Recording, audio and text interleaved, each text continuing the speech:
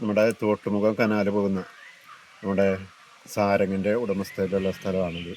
അതിൻ്റെ കനാലിൽ വെള്ളം പോകുന്നു. അപ്പോൾ ഇന്ന് പുലർച്ചെയാണ് ഇവിടെ ഒരു കനാൽ പെട്ടെന്ന് പൊട്ടലും റബ്ബർ വെട്ടിക്കൊണ്ടിരിക്കുമ്പോഴാണ് ഈ സംഭവം ഉണ്ടായത്.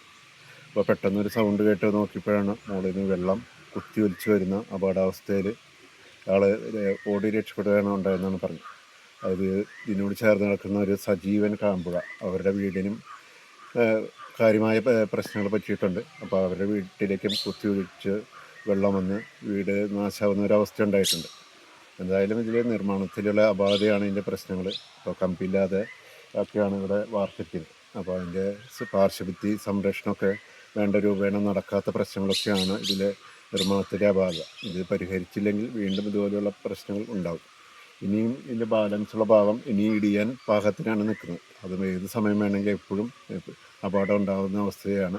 അപ്പോൾ ഈ ഒരു ചെറിയ മെയിൻ്റനൻസ് മാത്രം നടത്തി ഇത് തീർത്താൽ ഇത് വീണ്ടും അപകടത്തിലേക്ക് എത്തും. ഇത് പൂർണ്ണമായും വീണ്ടും പുനഃസ്ഥാപിക്കേണ്ട ഒരു അവസ്ഥയിലാണ് ഇത് നിൽക്കുന്നത്. അപ്പോൾ ഇത് വീണ്ടും എത്രയും വേഗം പുനഃസ്ഥാപിച്ച് വെള്ളം ഒഴുക്കും ഇവിടെ നാട്ടുകാർക്ക് പ്രയോജനപ്രദം ആകും വിധം നടത്തണമെന്നാണ് ഞങ്ങളുടെ ആവശ്യം.